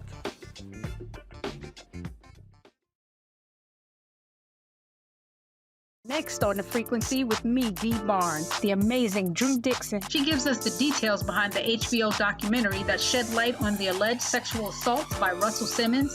And we're talking about the Netflix documentary, Ladies First, right here on The Frequency on the Black Star Network. Hatred on the streets, a horrific scene, a white nationalist rally that descended into deadly violence. White people are losing their damn minds. as an angry pro-Trump mob storms the U.S. Capitol. We've seen We're about to see the rise of what I call white minority resistance. We have seen white folks in this country who simply cannot tolerate black folks voting. I think what we're seeing is the inevitable result of violent denial. This is part of American history. Every time that people of color have made progress, whether real or symbolic, there has been what Carol Anderson at Emory University calls white rage as a backlash. This is the rise of the Proud Boys and the Boogaloo Boys. America, there's going to be more of this. Here's all the Proud Boys, guys. This country is getting increasingly racist in its behaviors and its attitudes because of the fear of white people. The fear that they're taking our jobs, they're taking our resources, they're taking our women. This is white fear.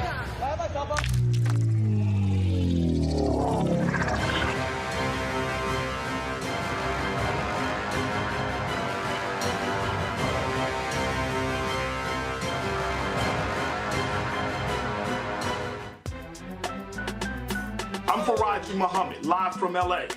And this is The Culture. The Culture is a two-way conversation. You and me. We talk about the stories, politics, the good, the bad, and the downright ugly. So join our community every day at 3 p.m. Eastern and let your voice be heard. Hey, we're all in this together. So let's talk about it and see what kind of trouble we can get into. It's The Culture, weekdays at 3, only on the Black Star Network. Hey, what's up, y'all? I'm Devon Franklin. It is always a pleasure to be in the house. You are watching Roland Martin Unfiltered. Stay right here. President Joe Biden spoke before the CBCF-ALC on Saturday after the vice president. Here are some of his remarks. In February 1971, the year before I got to the United States Senate 200 years ago, 13 black members of Congress determined to create a better future and leverage their collective strength formed the Congressional Black Caucus. The conscience of Congress calling us to follow our nation's North Star, a light for the dreams and the pains, the centuries of enslaved people in America. The idea, once the most simple and the most powerful idea in the history of the world, that we're all created equal and deserve to be treated equally throughout our entire lives. We've never lived up to that fully, but we've never walked away from it either. Look, because of members of CBC, I think about the progress we've made together in the past 2.5 years. I think of the incredible resilience and spirit of the American people, especially black Americans. In 2020, in the middle of a deadly pandemic, a historic march for justice and equality, you showed up in historic numbers. Your voices were clear. Your votes were decisive. You elected me and Kamala and more members of the CBC, and together we enacted historic laws to fundamentally transform this nation and deliver the promise of America to all Americans. But we need to get the word out on promises made and promises kept. We must get the word out. With so much information, outright lies, and the media that dwells on negatives, the people don't know the progress we've made, but they're going to. They're in the process. You know, folks have the audacity to say, I cut HBCU funding, and people believed it. Let me be clear. We've invested more than $7 billion in HBCUs, and it's just starting, more than any time in American history. A promise made and a promise kept. Let's be clear, Kamala and I came into office determined to transform how the economy works. Change the way it literally functions. If you notice, a lot of mainstream economists are starting to talk about Bidenomics, that grow the economy from the middle out and the bottom up, not the top down. Because when you do that, the poor have a ladder up, and the middle class do well, and the wealthy still do very well, except they got to start paying their taxes. We all do well. Folks, our plan is working. A record 13.5 million new jobs just since we came to office 2 years ago. More jobs than any president has created in a single 4-year term. Black unemployment reaching historic lows. Black small businesses starting up at a faster rate than any time in the last 25 years. Without a single Republican vote, we took on Big Pharma that I've been fighting for 30 years. We capped, and we won, by the way. We won. We capped the cost of insulin for seniors at $35 instead of $400. We capped out-of-pocket expense for drugs for seniors at $2,000 a year for all medications, all expensive drugs, including those cancer drugs that are $10,000, $12,000, $14,000. They'll never have to pay more than $2,000 a year, no matter what your bills are. And we did it without a single Republican vote. And by the way, we got to do it for everybody, not just seniors. Look, we passed the most significant climate law ever, anywhere in the history of the world. That's not hyperbole, it's a fact. Environmental justice and jobs to frontline and fence-line black communities suffering from the legacy of pollution, like Cancer Alley in Louisiana, Route 9 in Delaware. Thanks to my Justice 40 initiative, 40% of all the benefits that flow from climate investments must flow directly to disadvantaged and underserved communities, like electrifying school buses so kids don't have to breathe polluted air and diesel buses. All this matters. I made a promise in my campaign to put the first black woman on the United States Supreme Court.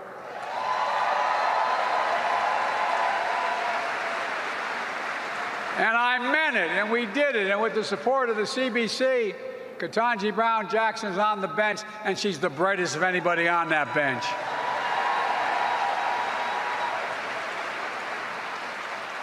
And I want to publicly thank Cory Booker and Dick Durbin on the Judiciary Committee for getting it done. Look, with their help, I've appointed more black women federal appellate judges than every other president in the history of the United States combined, more than every one. We made the largest increase in Pell Grants in over a decade, helping students from families who nearly make less than $60,000 a year afford college. It matters. When more than 70% of black undergraduate borrowers are Pell Grant recipients, it matters. And our new student debt repayment plan is going to help millions of borrowers, including a significant number of black students. We know black college graduates have an average of $25,000 more in student debt than white graduates. My plan is to help black students and families cut their total lifetime payments per dollar in half. And I'm going to get it done. And keeping my promise that no one should be in jail merely for the use of possession of marijuana. God Almighty. And those who are in jail are out, they're going to be released and their records are going to be expunged. Look, folks, thanks to your advocacy, especially Lucy Jordan's mom, who passed the most significant gun safety law in nearly 30 years. And we'll continue to fight to reinstate assault weapons ban, which when I was United States Senator, I got passed and only could keep it for 10 years, but we're going to get it back again. It matters, it matters, it matters. And by the way, look at the numbers. When it was there for 10 years, mass shootings dropped precipitously across the nation. It works. We stand with the CBC to reduce disparities in jobs, healthcare, and education, working hand in hand to close the racial wealth gap and staying committed to black Americans' prosperity. I was proud to sign a permanent authorization of the Minority Business Development Agency for the first time in history, helping even more black borrowers, black-owned businesses grow. Last month, Vice President Harris announced the recipient of more than $100 million in federal funding to help underserved entrepreneurs start small businesses in high-growth, high-wage industries like healthcare and infrastructure. Plus, my administration oversees hundreds of billions of dollars in federal contracts, everything from refurbishing the decks of aircraft carriers to installing handrails in federal buildings. I made a commitment that I would increase the number of those contracts going to African-American small businesses by double to 10%. That will bring 15%. That will bring, by 2025, 15%. That will mean an additional $100 billion going to black small businesses. $100 billion. To help close the racial wealth gap, Secretary Fudge is expanding efforts to build a black generational wealth through home ownership like all middle-class folks made it. That means addressing the cruel fact that black families' homes, often appraised at half the value, significant 20% less value, same home built across the highway, different neighborhoods. If the same home, the black home, will be valued at 20% less, built by the same builder, by the same outfit. Look, folks, we're aggressively combating racial discrimination in housing, including working to restore the rule that says if a community gets federal housing aid, it's not enough just to say it won't discriminate. It has to be meaningful, take meaningful affirmative steps to overcome patterns of segregation and give everybody a fair shot that lives there. We're also working with leaders to strengthen programs to redress the negative impacts of redlining. We're launching a $1 billion pilot project funded by my bipartisan infrastructure law to help reconnect communities that highways have rolled through. Any of you in my city of Wilmington, Delaware, you go up I-95, it goes underground for a long ways. It divides the community, the black community. They're separated. No way to get together. Highways are physically broken up, blocked out predominantly black communities from opportunities and economic growth. These things matter. They matter in terms of growth. With the American Rescue Plan, passed without, I might add, without a single Republican vote, we reduced black poverty by half by expanding the child tax credit. Well, when we tried to renew it with your help, we're going to fight to make it permanent and expand the child care tax credit. And by the way, it doesn't just help children and their families, it helps everyone. When a mom can go to work and her child is cared for, everything gets better. The economy grows, everyone grows. It's good for everybody, just a little breathing room, as my dad would say.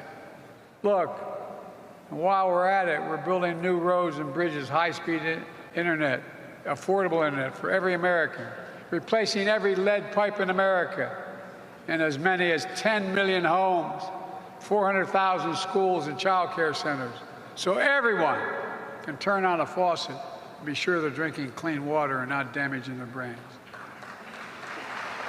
Folks, presumptuous to say, but it's true. Our economic vision is working, creating jobs, building wealth, providing communities with a sense of dignity. My dad used to have an expression. He'd say, Joey, and I swear to God, this is what he'd say. He said, Joey, a job's about a lot more than a paycheck. It's about your dignity. It's about your competence. It's about being able to look your kid in the eye and say, honey, it's going to be okay. From our administration, a promise made is a promise kept. Because of you, we're putting in work. We're putting the work in, and we're getting results. But we've got to get the word out. We have to get it out. Just think about it.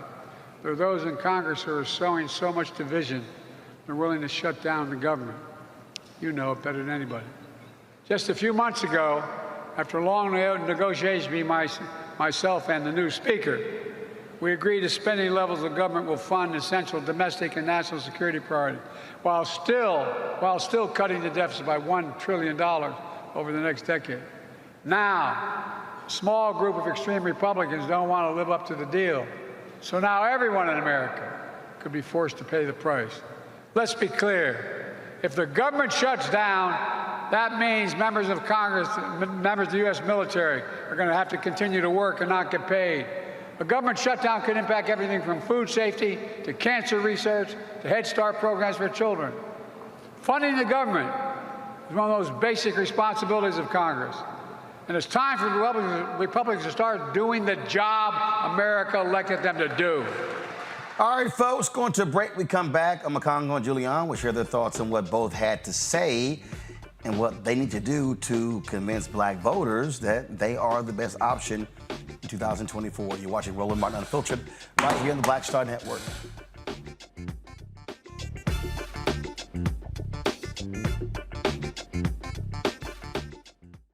All change is not growth. Right. But thoughtful change is real good fertilizer. And that's what has been so beneficial to us. But you also were not afraid of the pivot. Well, and I'm a black woman in business. Come on, I don't care how I dress up. I don't care who I'm speaking with. I don't care what part of the world I am in. I still am a black woman in business. Being afraid of the pivot, being fearful of change is not what got me here. Respectful of change. Respectful of pivot, yeah. Fearful? No, no.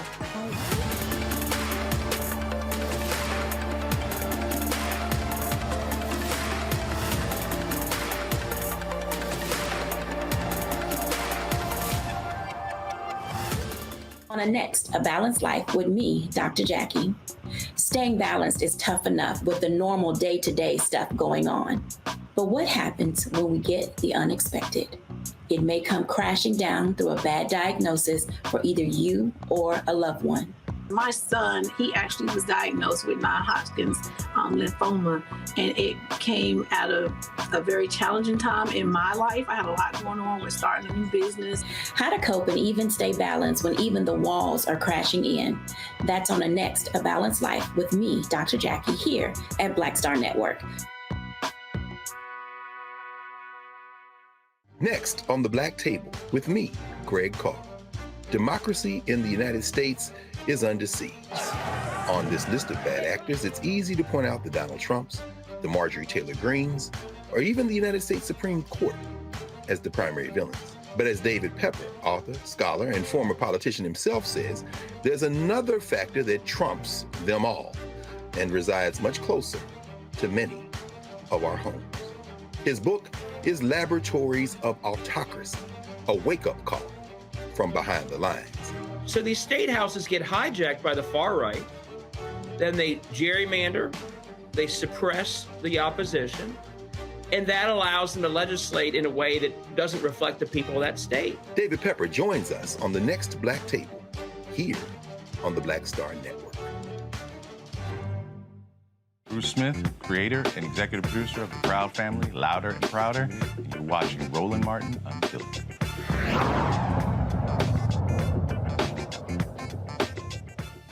All right, Juliana Macongo, a lot there said by Vice President Kamala Harris and President Joe Biden. Look, as I sat there on Macongo, listening to both of them, I literally turned to Congressman Jim Clyburn and said, they got to figure out how to make that stuff plain and simple and drill it into the heads of people and say, we did this, and as we plan to do next if we're reelected 4 more years. But you have to do that in a way that reaches the people where they are, not by issuing some white paper. Yeah, absolutely. And I think that that's why it's so important that Vice President Harris is going on these college tours. And you'll see a stark difference between what they're doing on these campuses versus what Republicans like Charlie Kirk are doing. It got, kicked off of Arizona's campus. They have to take the message to the people, plain and simple. Like you said, folks aren't going to whitehouse.gov.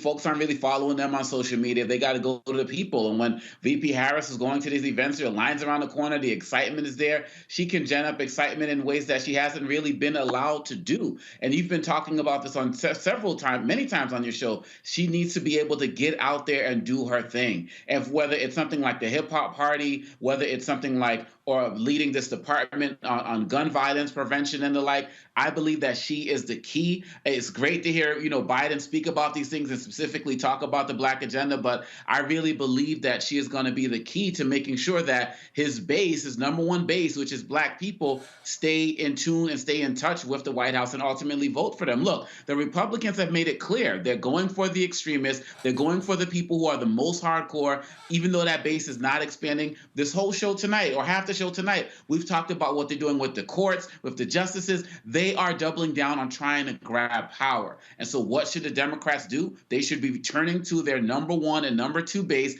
Black women followed by Black men, and continue to speak and go to the places where Black people are. CBC was great event. I'm glad you played this now for many people who couldn't be there. Take this message across the country. And those of y'all who are in Black media or Black influenced media, you got to augment their voices as well.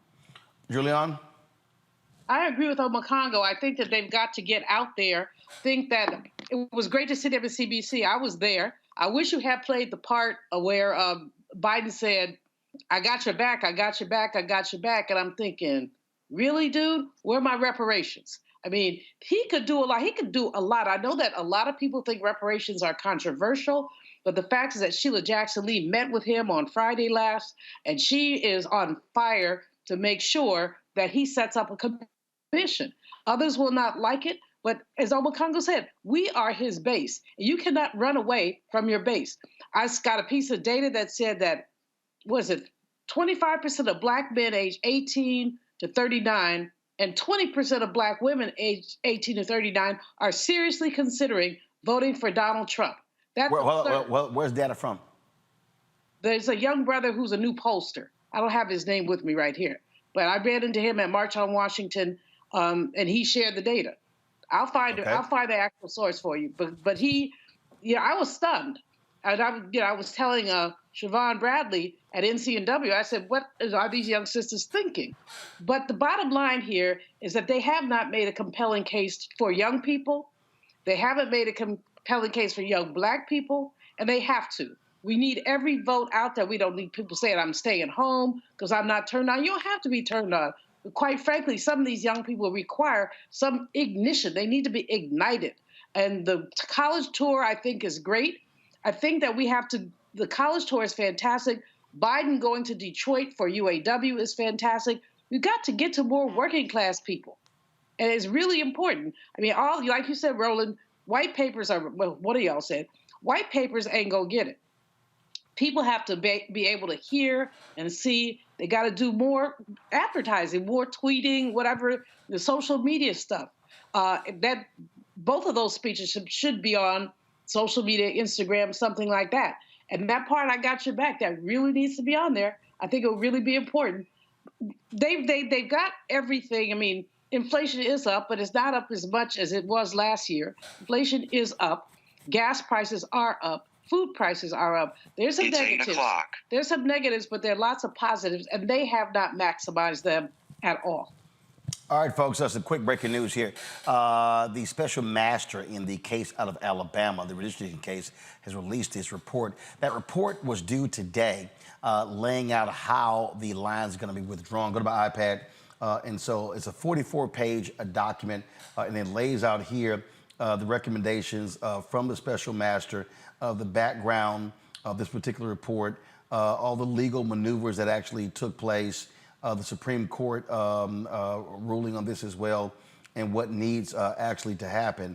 And so throughout this report, it lays out in terms of how the lines should be redrawn and how they should be that do not violate the Voting Rights Act. And so again, in one of the lines here from the special master, they make clear, go back to my iPad, it said that per the court's instructions, each proposed plan remedies the likely violation of Section 2 of the Voting Rights Act identified in the court's preliminary injunction order.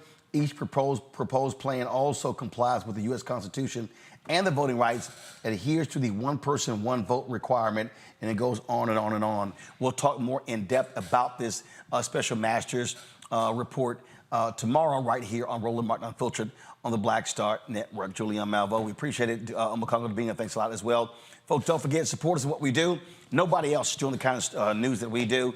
Nobody. We're the only Black-owned news outlet doing what we do. We're the only Black-owned news and information digital network in this country as well. We are covering the stories in depth in a way other people don't even want to touch. Your resources absolutely are critically important to us being able to continue doing this work. We are about $325,000 behind our goal for the year. And so please, if you would join our Bring the Funk fan club, the goal is to get 20,000 of our fans contributing on average $50 each. That's $4.19 a month, 13 cents a day. You can see your checking money order to P.O. Box 57196, Washington, D.C. 20037-0196. Cash App, $RM Unfiltered. PayPal, R Martin Unfiltered. Venmo is RM Unfiltered. Zelle, Roland at RolandSMartin.com. Roland at RolandMartinUnfiltered.com. And of course, you can also download the Black Star Network app Apple phone, Android phone, Apple TV, Android TV, Roku, Amazon Fire TV, Xbox One, Samsung Smart TV. Be sure to get a copy of my book, White Fear, How the Browning of America is Making White Folks Lose Their Minds, available at bookstores nationwide. You can also get the audio version on Audible. Don't forget, our 24-hour streaming channel is on Amazon News. So go to Amazon Fire, go to Amazon News. You can also say, Alexa, play news from the Black Star Network. Also, check out our 24-hour streaming channel on Plex TV. You can catch it there as well. Folks, that's it. I'll see you tomorrow right here on Roland Martin Unfiltered on the Black Star Network. Holla! Folks, Black Star Network is here. Oh, no punches! I'm real revolutionary right now. Support this man, Black Media. He makes sure that our stories are told. Thank you for being the voice of Black America, Roland. Stay black. I love y'all. All momentum we have now, we have to keep this going. The video looks phenomenal. See, there's a difference between Black Star Network and Black-owned media and something like CNN. You can't be Black-owned media and be scared. It's time to be smart. Bring your eyeballs home. You dig?